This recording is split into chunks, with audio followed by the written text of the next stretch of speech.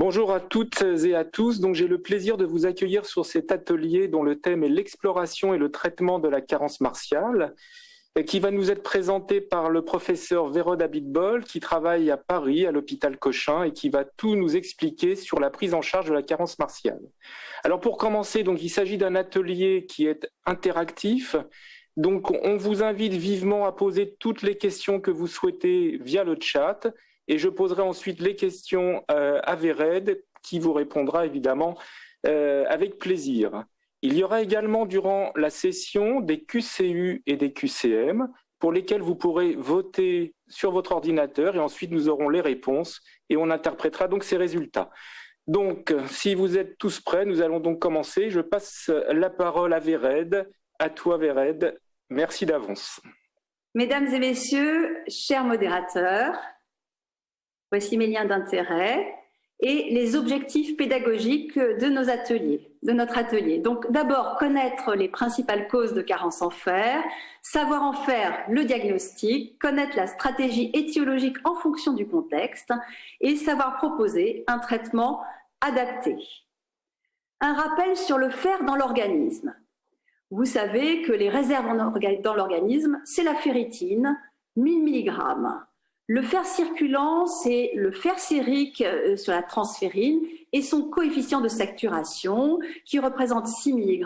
Et pour rappel, le coefficient de saturation, c'est le rapport entre le fer sérique et la capacité totale de fixation. Enfin, le fer fonctionnel qui sert à l'hémoglobine qui représente 2500 mg. Les besoins sont de 1 à 4 mg par jour et les pertes 1 à 4 mg par jour, c'est-à-dire que les pertes sont compensées par les besoins. C'est un cercle fermé. Alors les besoins, ils sont variables selon le sexe et les périodes de la vie. 1 à 2 mg par jour pour l'homme, 2 à 4 mg par jour pour la femme. Et ces besoins sont augmentés au cours de la grossesse. Ils sont de 6 mg par jour au cours de la grossesse. Là, je vous ai représenté les différentes catégories de fer. Le fer héminique, qui est volontiers absorbé sous sa forme ferreuse, et le fer non héminique, qui a besoin d'être transformé pour être absorbé, qui représente 5%. Ce sont les légumes. Le fer héminique, ce sont les viandes, les muscles. Vous savez que l'absorption du fer est augmentée par l'acide qui transforme le fer ferrique en fer ferreux et vous avez des produits qui diminuent l'absorption comme les phosphates, les phytates, l'oxalate et les tannins, le plus connu étant le thé. À droite de la slide, vous avez une liste d'aliments avec leur contenu en fer. Alors évidemment, en haut, vous avez le foie de porc, les levures de bière sèche et cacao, difficile ou caviar, de recommander des prises augmentées de caviar ou de cacao. Ça, c'est pour le joke. Donc en fait, il y a des aliments riches en fer et leur absorption va dépendre de la catégorie fer non héminique ou fer héminique et des aliments absorbés de façon associée. Donc pour le métabolisme du fer, que se passe-t-il en cas de perte excessive ou de carence d'apport ou de malabsorption? L'hepsidine, c'est l'hormone clé de régulation du fer. C'est une hormone peptidique qui est synthétisée par le foie et qui inhibe l'absorption intestinale du fer et le recyclage du fer héminique des macrophages. En fait, elle bloque la ferroportine. Au niveau intestinal, elle bloque la sortie du fer de l'entérocyte vers la circulation. Au niveau du système réticulo-endothélial, elle bloque la sortie du fer du macrophage vers la circulation. Et au niveau du foie, elle bloque la sortie du fer de l'hépatocyte vers la circulation. Tout ceci aboutit à une diminution du fer circulant. En cas de carence en fer, il y a une diminution de synthèse de l'hepsidine.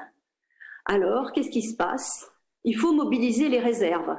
Donc, il y a une diminution des stocks, puisque le stock diminue pour permettre ce fer circulant d'augmenter et enfin d'aboutir jusqu'à l'hémoglobine pour être fonctionnel. Il y a une production accrue du récepteur soluble de la transférine et de la transférmine pour permettre ce transport. Du point de vue biologique, il existe une ferritinémie diminuée, une augmentation de la transférine et in fine, une diminution du coefficient de saturation dont je vous ai rappelé la définition en début de ce topo. Pour mieux comprendre la carence martiale absolue, je vous ai représenté sous forme de petites boîtes le fer de réserve, qui est la ferritine, le fer de transport, qui est représenté par le coefficient de saturation, et le fer fonctionnel en rouge, qui est utile pour l'hémoglobine. En cas de carence martiale absolue, il existe une baisse des réserves en fer et une biodisponibilité du fer qui est insuffisante pour assurer une érythropoïèse normale. Au début, c'est la ferritine qui baisse. À gauche de la slide, le fer de réserve diminue. Le fer de transport est encore normal. Et puis, dans un second temps, c'est le fer de transport qui diminue. Vous avez une ferritine et un coefficient de saturation qui sont diminués. L'hémoglobine, dans ce temps-là, est encore normale. Et à la fin, vous avez l'hémoglobine qui baisse, une anémie et des réserves en fer qui chutent. Et c'est l'anémie fériprive. Passons au cas clinique numéro 1. C'est l'histoire de Jean. Il a 42 ans. Il est garagiste. Il n'a pas d'antécédent personnel ou familial. Il est fumeur, 20 paquets années, consomme de l'alcool occasionnellement et donne son sang de façon régulière. Il a des troubles du transit depuis 3 mois avec alternance de diarrhée et de constipation. Et il décrit des rectorragies rouges à l'essuyage. Il se sent fatigué. Il a perdu 2 kilos en 6 mois suite à un régime amaigrissement et actuellement son indice de masse corporelle est de 24. Son examen clinique est normal. Voici son bilan biologique. L'hémoglobine est à 12,8 g par décilitre. La CRP est inférieure à 0,3 mg par litre et sa ferritine est de 25 nanogrammes par millilitre. Les folates sont normales, la vitamine B12 est normale, la créatinine est normale, le cholestérol est normal et le TP est de 100%. Question numéro 1. Donc nous vous invitons à voter. Vous pouvez voter quand vous le souhaitez. Donc 4 choix. Il y a une ou plusieurs réponses qui sont bonnes. Proposition A. Jean a une carence en fer mais pas d'anémie. B. Jean a une anémie sans carence en fer. C. Jean a une anémie par carence martiale. D. Jean a une anémie inflammatoire. Vous pouvez voter. Allez-y, votez, votez.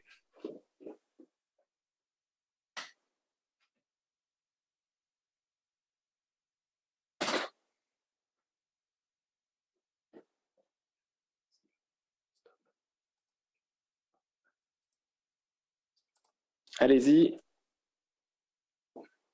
On vous laisse voter.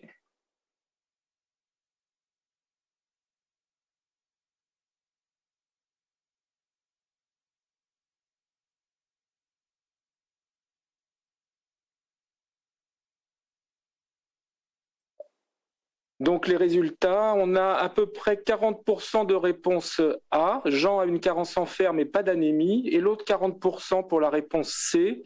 Jean a une anémie avec carence martiale. Alors Vérelde, a-t-il une anémie ou pas? Alors voici les réponses. Jean a une anémie par carence martiale. Alors je vais vous expliquer pourquoi. Sur quels critères poser le diagnostic d'anémie par carence martiale chez ce patient? Les définitions de l'anémie n'ont pas changé depuis 1968. Vous voyez, une hémoglobine inférieure à 12 chez la femme et inférieure à 13 chez l'homme. Et la définition de la carence martiale, une ferritine inférieure à 30 microgrammes par litre. C'est la définition de la carence en fer. Donc Jean avait effectivement une anémie par carence en fer. Que nous dit l'HAS? Pour rechercher une carence en fer, le marqueur à doser, c'est la ferritine sérique. Et j'ai envie de dire, c'est le seul marqueur à doser, c'est la ferritine. Moi, je ne dose jamais le fer sérique parce qu'il se modifie toutes les secondes. Et j'avoue que pour la carence en fer, le coefficient de saturation ne m'aide pas. Il ne m'aide pas non plus, vous verrez après, je vous le démontrerai, à différencier carence en fer d'inflammation ou d'association des deux. Donc c'est la ferritine, parfois le coefficient, mais vraiment la ferritine. Une question numéro 2. Quelles sont les causes possibles chez ce patient? Donc là aussi, je crois que Gilles va vous inviter à voter largement. Allez-y. Donc quelles sont les causes possibles chez ce patient? A. Une carence d'apport. B, une malabsorption digestive. C, une tumeur rectocolique. D, les dons de sang répétés qu'il fait. E, une insuffisance cardiaque. Vous pouvez voter maintenant. Allez-y, encore quelques secondes. Alors, on a une grande majorité de réponses C, tumeur rectocolique, et D, don du sang répété, et carence d'apport un petit peu moins fréquemment, mais à peu près 30%. C'est pas mal du tout. Vous êtes un groupe fort, puisque je suis d'accord avec vous. Donc, carence d'apport, il a fait un régime amaigrissant, donc on ne sait pas très bien comment il a fait.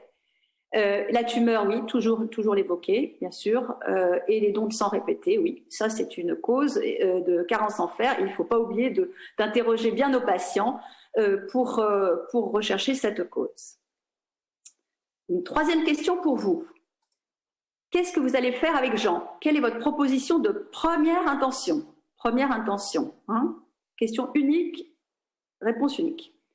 A, gastroscopie seule. B, gastroscopie et coloscopie totale dans le même temps. C, rectosigmoïdoscopie. D, vidéocapsule du grêle. E, dosage des IgA anti-transglutaminase et des IgA totales. Et vous pouvez voter maintenant. Bon, écoute, Véred, c'est très clair. On va aller rapidement. Une très, très grande majorité de gastroscopie et coloscopie totale dans le même temps. Ils sont vraiment trop forts. Vous êtes vraiment trop forts. Je suis d'accord avec vous. On va avancer sur cette diapositive un peu chargée, qui vous résume les principales causes de carence martiale.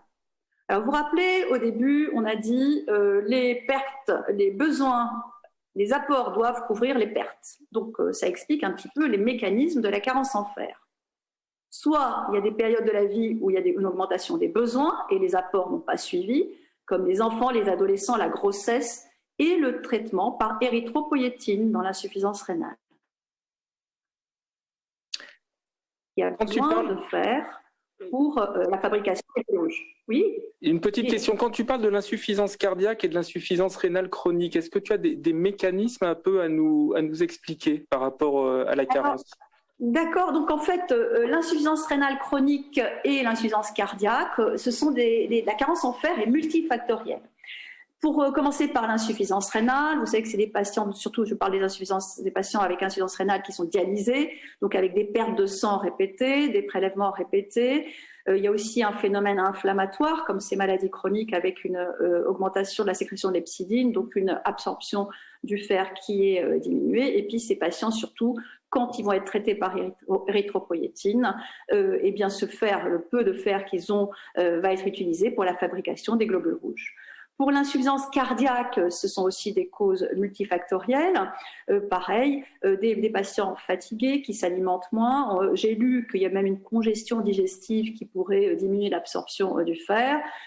Certains ont des anticoagulants avec des micro-saignements chroniques.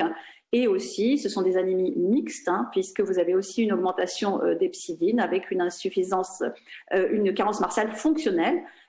Comme les maladies chroniques, comme on verra tout à l'heure dans les MICI. Mais je voudrais souligner, puisque tu parles de l'insuffisance rénale chronique et cardiaque, que chez ces patients, quand on découvre une carence en fer, il ne faut pas oublier de rechercher le cancer, comme chez Jean, parce que tout ça, ce sont des causes associées, mais ne pas méconnaître un cancer digestif associé. D'accord. Et le mécanisme par rapport à l'HP et aux IPP, est-ce que tu peux nous donner quelques précisions? Oui, alors donc on a vu donc pour les carences, on a vu qu'il y a des périodes où on augmente les besoins si les apports ne suivent pas. Je rappelle notre Jean tout à l'heure, il avait fait un régime, donc diminution des apports. Attention, hein, bien interroger les végétariens et les véganes. Et puis voilà, les saignements chroniques, ça on en a parlé, on a rappelé les dons du sang et ne pas méconnaître un cancer digestif. Pour ce qui est des causes de malabsorption, vous avez la maladie cœliaque, mais ça vous allez diagnostiquer quand vous allez faire votre fibroscopie, les chirurgies de l'estomac. Vous vous rappelez, je vous ai dit qu'il faut de l'acidité pour transformer la forme ferrique en forme ferreuse. Dans la gastrite auto-immune de la maladie de Birmer et dans certains cas d'HP, je pense qu'on va passer à la slide suivante parce que je l'explique. L'acidité gastrique dissocie le fer non héminique de ses complexes alimentaires et permet la réduction du fer ferrique en fer ferreux qui est soluble et absorbable. Quand vous avez une hypochloridrie, comme dans la gastrite auto-immune de Birmer, les traitements par IPP, c'est controversé, on va en reparler, eh bien vous avez une diminution de cette transformation de fer ferrique en ferreux, donc une diminution d'absorption en fer. Alors le rôle des IPP et d'HP, il est un petit peu controversé.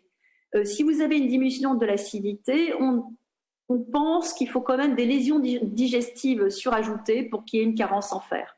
Donc on va dire que l'HP, c'est une cause à évoquer si vous avez la gastrite d'HP avec des ulcérations, des érosions qui causent une perte de fer ajoutée. Pour l'anémie de Birmer, c'est la chloridrie qui est la cause principale de la carence en fer. Et ça, c'est un grand classique. Hein. Vous faites un bilan d'anémie chez un patient, vous avez la carence en B12 et la carence en fer. La fibroscopie s'impose avec des biopsies de l'estomac à la recherche d'une gastrite atrophique fondique auto-immune. On continue? Jean, il a 42 ans, on lui a fait sa fibroscopie, on lui a fait des biopsies gastriques et duodénales qui sont normales, et il n'a pas d'infection à Helicobacter pylori.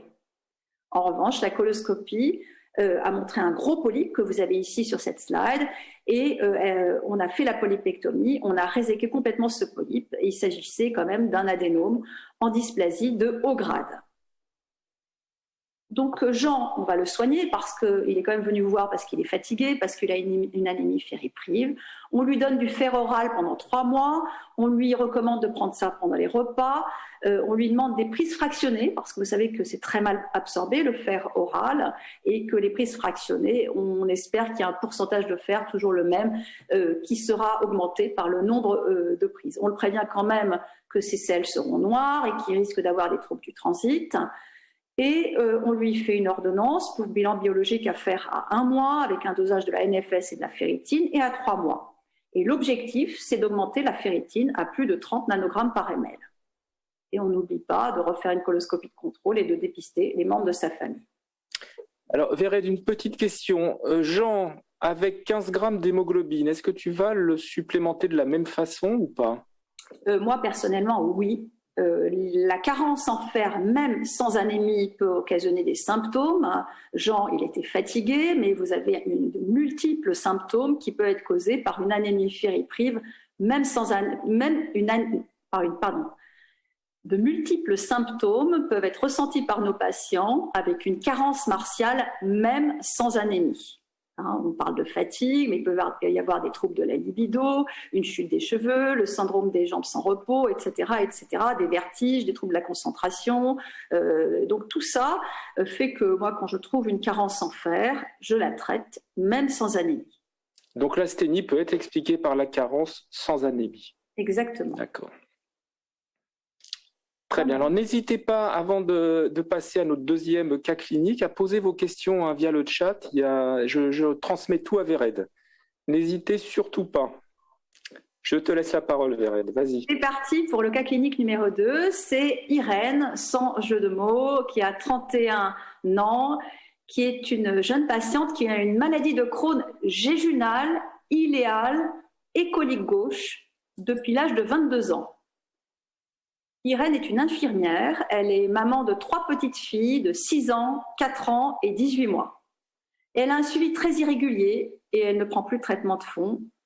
Elle prend une contraception orale et elle n'a aucune plainte fonctionnelle digestive. Elle vient vous voir parce qu'elle est fatiguée. Son bilan biologique montre une hémoglobine à 10, un VGM à 72, une CRP à 1 mg par litre et une ferritinémie à 12 nanogrammes par millilitre. Elle a une maladie de Crohn, donc on se dit on va faire une entéro-IRM et qui ne montre pas de signes évolutifs de la maladie de Crohn du grêle. Son examen gynécologique est normal, ses règles sont normales et elle refuse initialement la coloscopie car elle n'a pas le temps avec ses 3 petites filles. Sur quels critères posez-vous le diagnostic d'anémie par carence en fer chez cette patiente? Alors, on l'a déjà vu, Elle a une anémie parce que son hémoglobine est inférieure à 12, c'est une femme, et sa ferritine est inférieure à 30. Mais s'il y avait une inflammation, elle a quand même une maladie de Crohn, on aurait des difficultés pour savoir si elle a une carence en fer absolue ou une carence en fer mixte liée à son inflammation. Parce que vous avez vu que la ferritine augmente en cas d'inflammation. Donc, si la ferritine est entre 30 et 100, difficile de savoir exactement le mécanisme de son anémie. Alors, à ce propos, Vérette, je t'interromps, je rebondis sur une question que l'on a eue. Chez un patient tout venant sans maladie inflammatoire telle que Jean, est-ce que tu couples systématiquement une CRP avec une ferritinémie pour l'interpréter? Oui. La réponse, c'est une bonne question et une réponse courte et nette. Réponse courte et nette, c'est oui. Parfait. Je continue? On te laisse. Alors, faut-il compléter le bilan d'anémie chez Irène? Alors, vous savez que les anémies ont des causes multifactorielles dans les MICI. Alors, si la carence en fer et l'inflammation sont les causes principales d'anémie dans les MICI, vous avez aussi des carences en B12 qui peuvent expliquer une anémie, des carences en folate, des médicaments qui peuvent donner une anémie, comme les 5-ASA, la 6-mercaptopurine et l'azatioprine, et puis des causes plus rares qui peuvent s'y associer, comme l'hémolyse, myélodysplasie, aplasie, déficit en G6-PD. En pratique, et d'après le consensus ECHO, c'est pour répondre aussi à notre collègue, le bilan d'anémie dans les MICI, je dirais le bilan d'anémie, une numération, une ferritine, une CRP. Et pour ma part, j'associe les folates à la vitamine B12, vu leur fréquence chez les malades MICI, mais aussi chez les malades non MICI. Après, dans un second temps, on ajoutera aptoglobine, LDH, réticulocytes. La créatine, moi, je la fais d'emblée, et d'autres choses.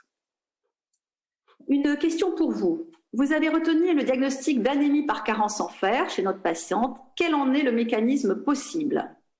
Vous pouvez voter maintenant? Allez-y, quelques secondes pour voter.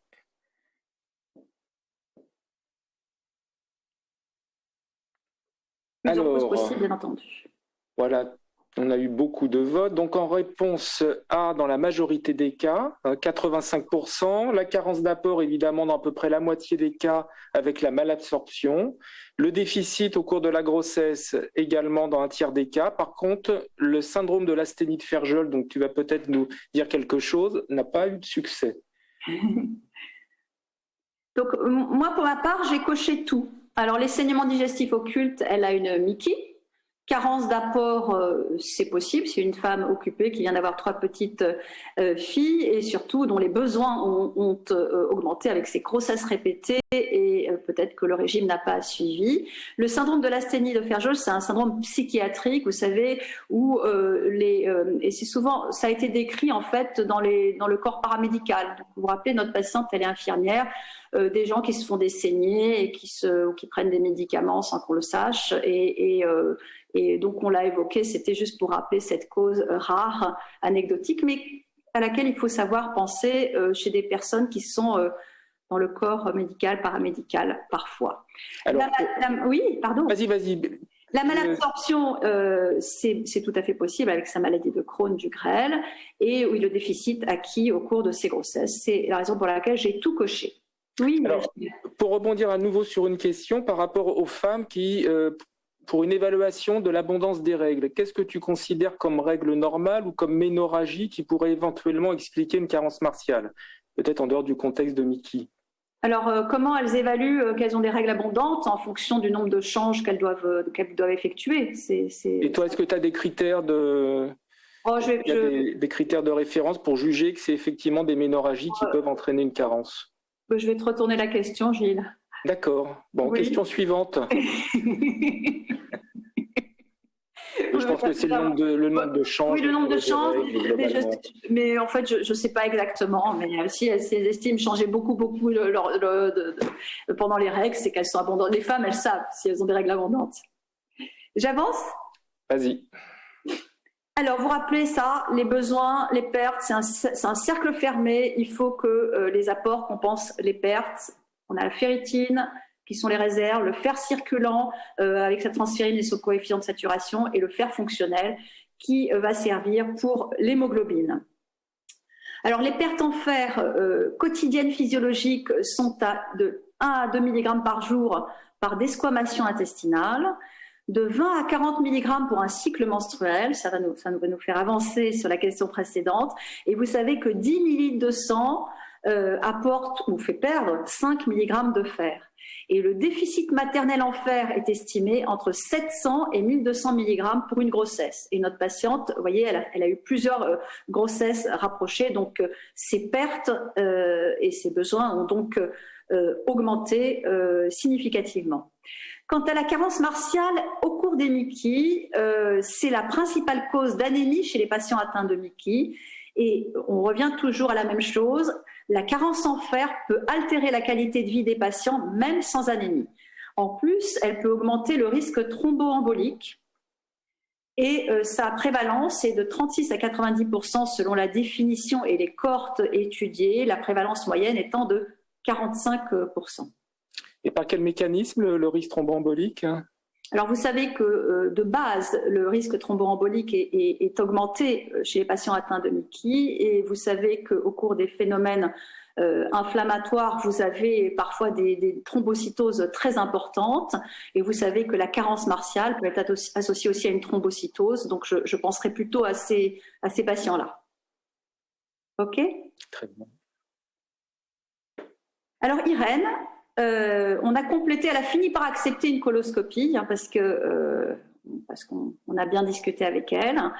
On lui a fait des endoscopies au T basse et une vidéocapsule, et tous ces examens morphologiques sont normaux. Donc vous avez retenu le rôle de ces grossesses rapprochées dans l'anémie fériprive. Maintenant, il va falloir la traiter parce qu'elle est venue vous voir pour fatigue. Quelle supplémentation martiale prescrivez-vous de première intention à notre patiente? Vous pouvez voter. Proposition A, voie orale pendant 1 mois, il y a une réponse. B, voie orale pendant 3 mois. C, voie intraveineuse. D, modification du régime alimentaire. Et E, par voie intramusculaire. Alors, ça s'est stabilisé aux alentours de 50% de réponse B, c'est-à-dire une supplémentation orale pendant 3 mois.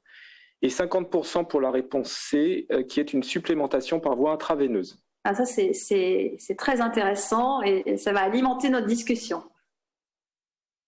Donc, moi, j'ai mis la voie orale pendant 3 mois parce que dans la question, c'était de première intention.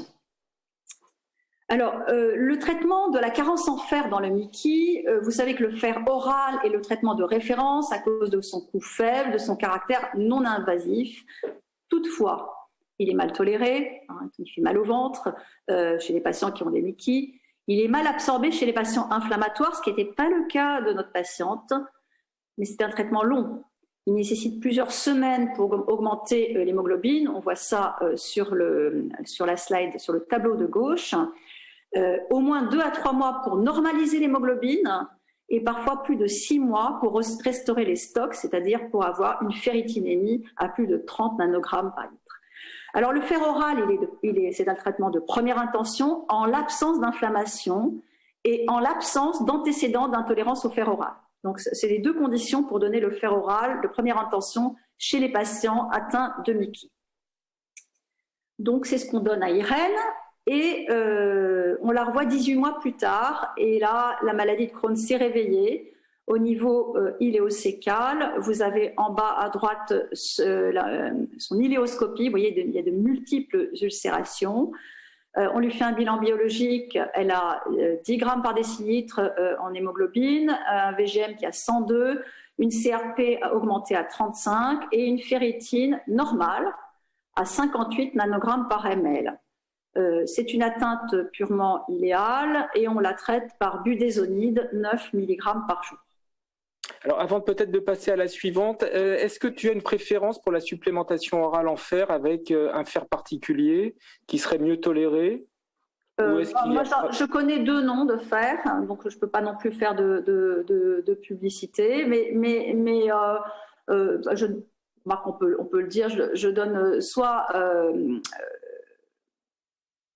soit je donne du tardiféron très facilement. Alors, il y a des fers qui sont mieux tolérés, mais j'en suis pas convaincue. D'accord. Ouais. Toi, tu as une expérience de... Non, comme toi, pareil. J'ai pas remarqué qu'il y avait une... Voilà. En fait, on connaît 2 noms en général et on va donner un peu toujours les mêmes, mais très vite, on sait si ça va marcher ou pas. Alors, ce que je conseille, c'est vraiment de fractionner les prises. Je préviens que le traitement sera long, que l'absorption du fer est très mauvaise, donc surtout ne pas doubler les doses, que parfois je donne 1 jour sur 2 en disant le traitement sera encore plus long. Après, on va voir la profondeur des symptômes, de l'intolérance, du retentissement, et puis dans un second temps, on donnera du fer intraveineux. D'accord. Et une question, on te demande si tu donnes systématiquement un peu de vitamine C pour améliorer l'absorption ou est-ce que... Alors, je ne le donne pas systématiquement, mais je leur explique que la vitamine C augmente l'absorption, que le thé la diminue. Je leur explique un petit peu ce que je vous ai montré au début, et je donne aussi des conseils alimentaires, parce que souvent les jeunes femmes consomment peu de viande. Donc, il y a aussi un rappel nutritionnel qu'il faut rappeler. D'accord. Et la profondeur de l'anémie, pour une autre question, est-ce que ça conditionne ton mode d'administration plutôt par voie intraveineuse dans les anémies mal tolérées? Absolument. Ça, on le verra. Je vous montrerai c'est une très bonne question aussi. Si vous avez une hémoglobine inférieure à 10, on va pas attendre 6 mois pour corriger la carence. Moi, je donne du fer intraveineux. En fait, je donne très facilement du fer intraveineux chez les Mickey. Mais en l'absence d'inflammation chez notre jeune patiente qui était occupée avec 3 petites filles, qui n'a pas de temps pour venir à l'hôpital, on a commencé par le fer oral. Très bien. Est-ce qu'on est bon avec les questions, Gilles? Vas-y, Vered. C'est parti. Alors, donc c'est moi qui vous pose maintenant une question. C'est sur les mécanismes possibles de l'anémie chez notre patiente atteinte de Mickey en poussée actuellement. Alors, carence en folate, syndrome inflammatoire, il y a plusieurs réponses possibles. Syndrome inflammatoire, carence en fer associée à l'inflammation, carence en vitamine B12 ou carence en zinc. Donc, vous pouvez voter.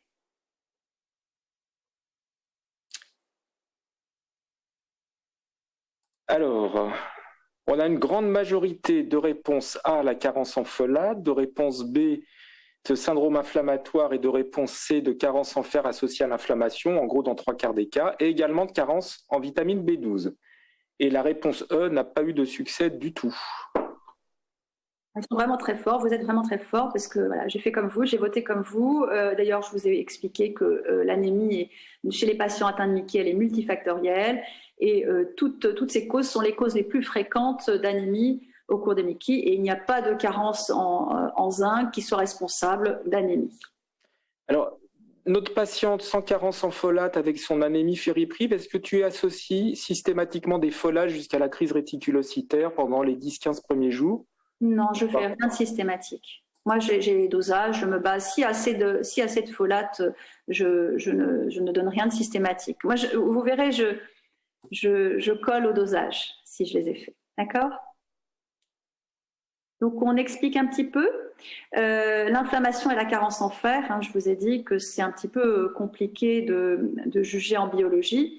La part de responsabilité de l'inflammation et de carence en fer lorsqu'il y a de l'inflammation, puisque vous avez à la fois une ferritine qui diminue parce que vous avez la carence en fer, et en même temps vous avez les cytokines de l'inflammation qui font produire de façon excessive l'hepcidine par le foie, et donc retenir ce fer dans le foie, vous vous rappelez, en bloquant la ferroportine, en faisant retenir le fer dans les macrophages, sont séquestrés là-dedans. Et vous comprenez bien, et donc diminution de la transférine, et on comprend bien que le coefficient de saturation, vous vous rappelez, c'est le fer circulant, il diminue. Donc ceci aussi pour vous montrer que dans l'inflammation, le coefficient de saturation est diminué, même s'il est moins diminué que dans la carence en fer absolue seule. Et c'est malgré ce qui est écrit dans beaucoup d'endroits, le coefficient de saturation est un mauvais marqueur de distinction entre inflammation et carence en fer absolue, puisqu'il peut aussi être diminué dans les phénomènes inflammatoires. Alors, on reprend nos petites boîtes et pour expliquer la carence martiale fonctionnelle. c'est plus la carence martiale absolue, fonctionnelle, qui est liée à ces états inflammatoires comme dans les MICI et aussi comme dans les maladies chroniques dont on a parlé tout à l'heure.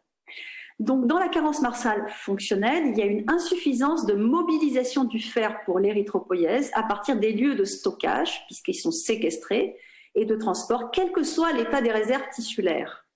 Et vous voyez, à gauche, l'autre fer de réserve, la ferritine, est normale. Donc, il n'y a pas de carence en fer absolue. Mais vous avez donc les fers de transport qui est diminué, et avec un retentissement au début faible sur le fer fonctionnel sur l'hémoglobine, mais si cet état inflammatoire s'installe, vous avez à la fois un coefficient de saturation qui diminue et à la fois une anémie avec diminution de l'hémoglobine. Vous avez donc une diminution de la quantité de fer dans les compartiments fonctionnels et de transport par séquestration du fer dans les réserves. Alors, comment faire, comment savoir? Donc, si vous avez votre patient qui a une ferritine inférieure à 30, il n'y a pas de problème, vous avez le diagnostic de carence martiale absolue. Si vous avez un syndrome inflammatoire comme notre patiente et une ferritine qui se situe entre 30 et 100 microgrammes par litre, on a des difficultés diagnostiques de la cause.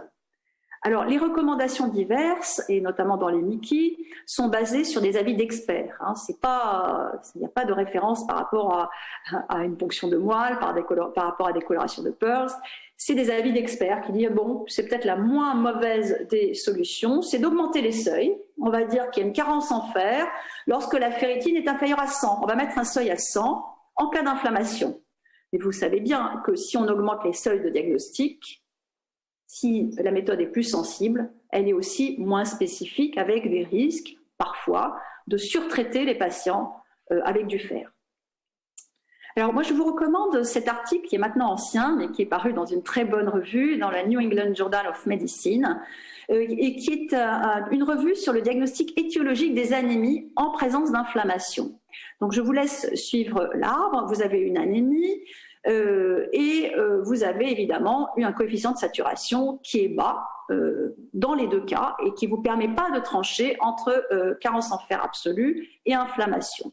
Vous dosez la ferritine, elle est inférieure à 30 à gauche, vous avez une carence en fer. Vous avez une ferritine supérieure à 100, il n'y a pas de carence en fer, vous avez une anémie des maladies chroniques. En revanche, entre 30 et 100, vous ne savez pas. Alors eux ont évalué un index qui est en fait le rapport entre le récepteur soluble de la transférine, STFR, sur le logarithme de la ferritine. Alors ça paraît compliqué, mais ce n'est pas très compliqué. S'il est supérieur à 2, vous dites qu'il y a à la fois une inflammation et une carence en fer, et s'il est inférieur à 1, c'est l'anémie des maladies chroniques. Donc, ayant trouvé ce travail très intéressant, nous avons essayé de le reproduire chez 150 patients atteints de maladie de Crohn du service à l'hôpital Cochin. Nous avons donc initialement dosé la ferritine et par la ferritine, chez nos patients, 24% avaient une carence en fer.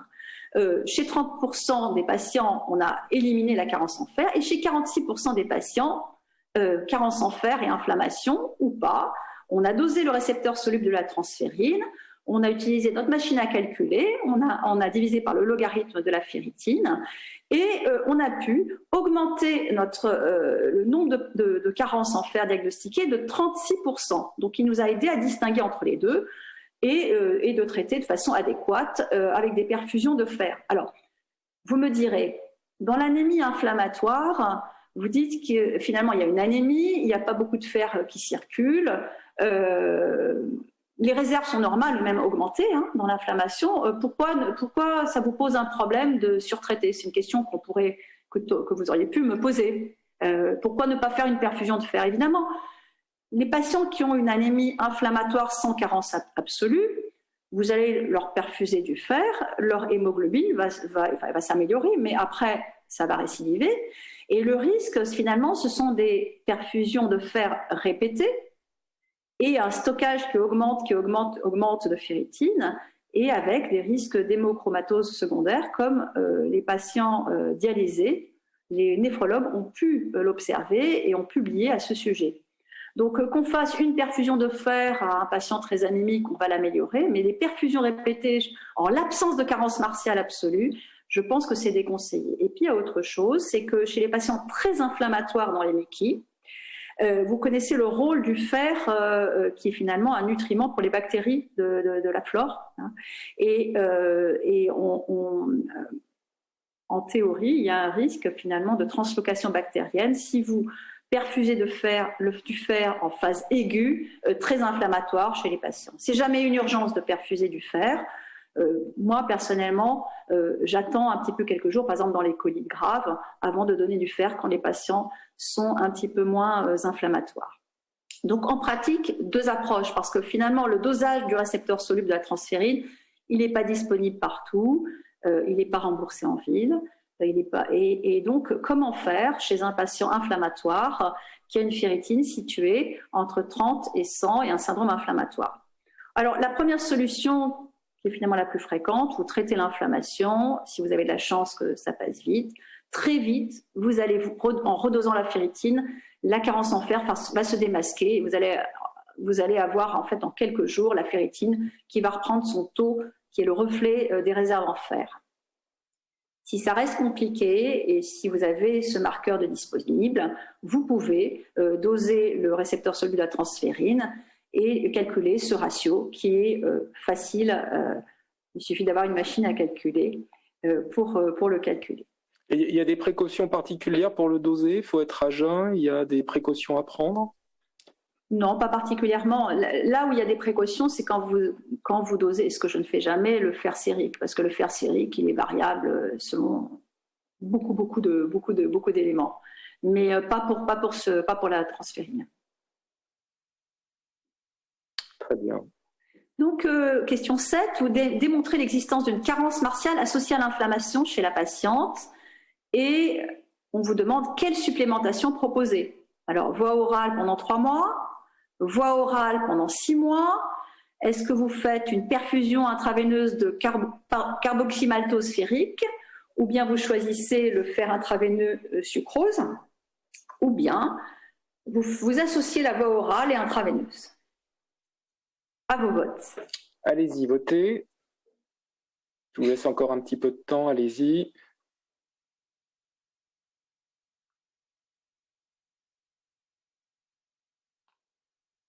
Alors, on a pour une majorité de réponses pour le C, la supplémentation par voie intraveineuse avec carboxymaltose ferrique, pour 60% des cas.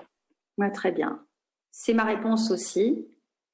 Alors, vous savez, ce fer carboxymaltose, alors déjà la voie intraveineuse chez les patients MICI, dans cette méta-analyse, vous avez à gauche ce qui est en faveur,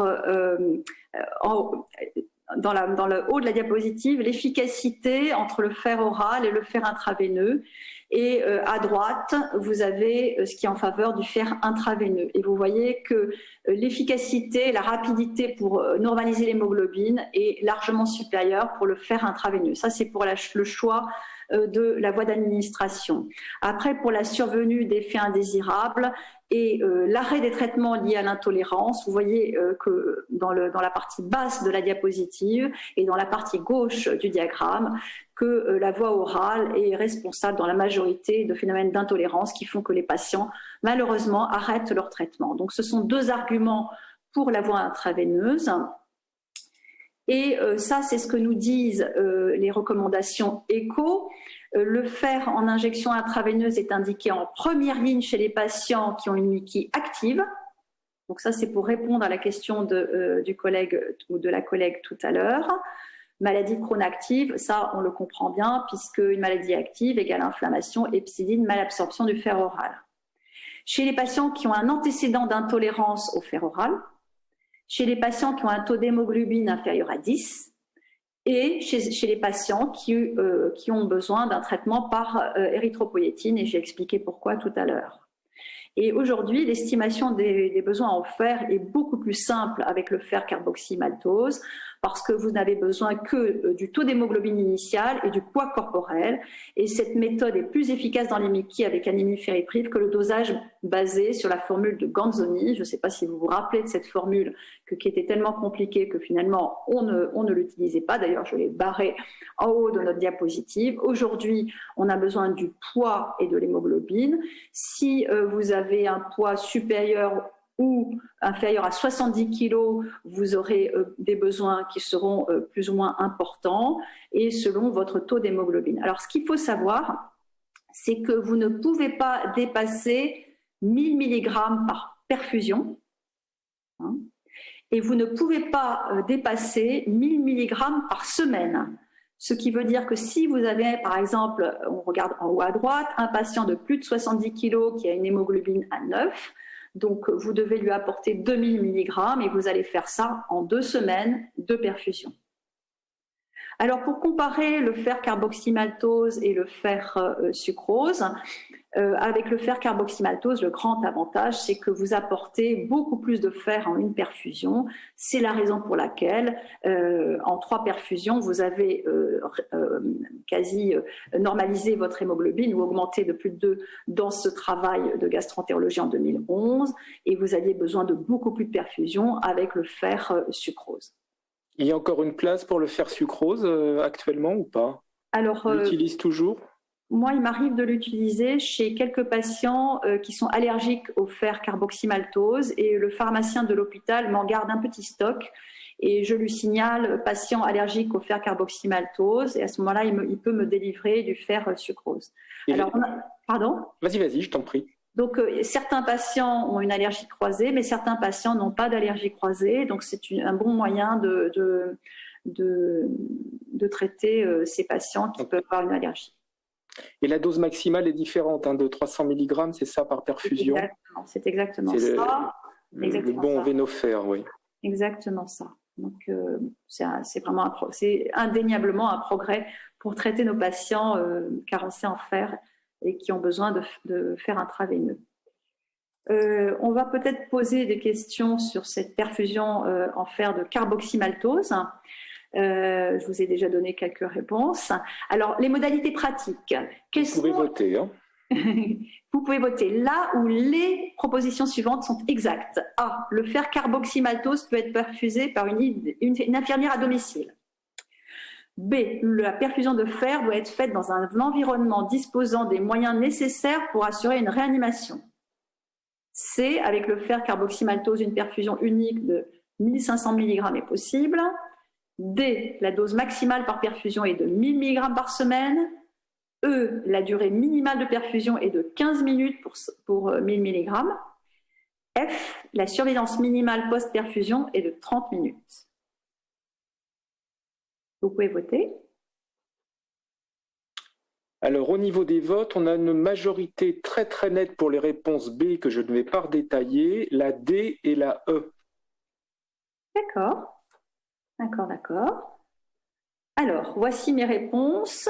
Donc, vous devez perfuser le fer dans une structure qui a des moyens d'assurer une réanimation parce qu'il y a eu des cas d'allergie, dont un cas fatal. Donc ça, vous savez, il y a quelques années, on était très contents, on pouvait faire perfuser le fer à domicile par une infirmière, mais ça, c'est fini. Donc, vous devez faire ça dans une structure qui peut assurer une réanimation. Les limites de fer apporté par perfusion, je vous les ai données. Hein. C'est dose maximale par perfusion est de 1000 mg par semaine. La durée minimale de perfusion est de 15 minutes pour 1000 mg, mais moi, je passe même en 30 minutes. Parce qu'il m'est arrivé d'observer chez 2 patients successifs, on avait une infirmière qui a fait une IVD après la coloscopie très rapide, et j'ai 2 patients successifs qui ont développé un urticaire, et j'ai eu un contact avec la pharmacovigilance, et c'était pas un problème de lot, parce qu'ils avaient reçu 2 lots différents. En fait, c'était la vitesse de perfusion. Donc, si vous pouvez, ralentissez la perfusion de fer, elle sera mieux tolérée. Dans la RCP, il y a marqué minimum de 15 minutes. Moi, je ne dépasse pas 30 minutes pour 1000 mg et je surveille au minimum 30 minutes mes patients après la perfusion pour dépister des allergies qui peuvent être retardées. Alors, Véred, est-ce que pour un patient qui est hospitalisé pour une biothérapie, une perfusion intraveineuse, est-ce que tu peux faire au cours de la même hospitalisation également une perfusion de fer? Est-ce que ça te pose problème ou pas? Bon, c'est ce que je fais très souvent. Je profite de leur passage en hôpital de jour pour recevoir leur biothérapie intraveineuse, pour associer le traitement intraveineux martial, puisque les carences en fer sont quand même très fréquentes chez les patients atteints de MICI. Alors, on a plusieurs questions sur les réactions de nos pharmaciens qui ne sont manifestement pas très heureux lorsque l'on prescrit des perfusions de fer, notamment à cause du coût. Est-ce que tu as des soucis avec tes pharmaciens à Cochin ou pas? Moi, j'ai beaucoup de chance à l'hôpital Cochin. On ne m'embête pas du tout. Le souci, c'est que certains refusent, dans certaines structures, il y a des refus de coter un hôpital de jour pour les perfusions de fer. Je crois que c'est ça la problématique. Et à Cochin, on a beaucoup de chance parce qu'on ne fait pas de problème. Mais dans certaines cliniques, je sais qu'il y a des soucis et je sais qu'il y a certaines cliniques dont les pharmaciens imposent de réutiliser le fer sucrose. Alors que ça rentre dans le cadre de l'hôpital de jour, la perfusion de fer. Alors j'ai également une question, est-ce que l'on peut le faire à domicile en HAD? Est-ce que c'est envisageable? Moi, je ne l'ai jamais fait. Je ne pense pas que l'infirmière a une structure pour assurer la réanimation en HAD. Voilà, il faut une surveillance, je crois, médicale. Et le fer intramusculaire, est-ce que c'est possible, dangereux, ça se fait plus? On n'en fait plus. Autrefois, ça se faisait et les patients, ils avaient un point noir, indélébile, qu'ils doivent encore garder de mémoire de leur intramusculaire. Oui, je crois que ça a donné des cas de sarcome aussi, donc je crois que c'est maintenant contre-indiqué. C'est fini. Et tu as peut-être déjà été exposé à la perfusion qui diffuse et que tu te retrouves avec le fer dans les structures extravasculaires. Est-ce que tu as un petit conseil pratique à nous donner dans ce cas-là? C'est toujours embêtant quand le produit de perfusion passe à côté. Vous savez qu'il y a des risques de douleur, de gonflement, d'inflammation et même d'abcès aseptiques qui vous augmentent très fort la CRP. Ça, il faut le savoir. Donc, il faut tout de suite arrêter la perfusion, comprimer, pansement alcoolisé. Alors après, si on regarde la littérature, il y a des tas de petites recettes. Il y a un petit risque supplémentaire quand c'est du fer qui passe à côté, c'est que le patient risque de garder une hyperpigmentation, pas très esthétique. D'accord. Alors, une dernière question pour être clair. Actuellement, tu n'utilises le fer sucrose qu'en cas d'allergie? Oui. On est d'accord, hein? Oui. Très bien. Alors, évidemment, on a traité l'anémie par carence en fer chez notre patiente atteinte de MICI. Étant donné la fréquence de récidive de la carence en fer, les patients atteints de MICI doivent être surveillés. Ça, ce sont les recommandations ECHO. Tous les 3 mois, l'année qui suit la correction de la carence, et entre 6 et 12 mois.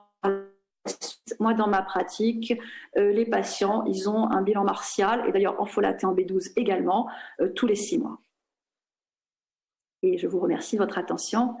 Félicitations Véred, tu as tenu parfaitement l'horaire. Alors j'ai encore quelques petites questions, là on a 5 minutes pour continuer de discuter. Alors tout d'abord une petite précision, nous avons des participants qui nous ont parlé du score de Hyman pour évaluer les ménorrhagies chez les femmes, donc plus de 3 changes par jour avec un score. Donc je vous invite, pour ceux qui ne le connaissent pas comme moi, d'aller consulter ce score. Merci beaucoup. Coefficient de saturation de la transférine, en gros, tu t'en sers pas, qu'il soit diminué sans anémie, t'en tiens pas compte, c'est la ferritine, on est bien d'accord. Voilà. Je vous ai dit ce que j'en pensais. Alors, on me demande les noms commerciaux des différents types de fer. Donc, on va vous inviter à googliser tout ça. Voilà, donc il y a l'ancien, le fer sucrose qu'on connaît tous, qui est le Vénofer, et plus récemment, les fers injects. Et dans le fer sucrose, il y a plusieurs laboratoires qui le font. Hein. Alors, problème, quand il n'y a pas d'anémie et des taux de ferritine bas, que faire? Je crois que tu as répondu. Oui, moi je corrige. Vous savez que moi je m'occupe beaucoup de maladies inflammatoires de l'intestin et la carence en fer. Il y a des patients fatigués alors qu'ils n'ont plus d'inflammation.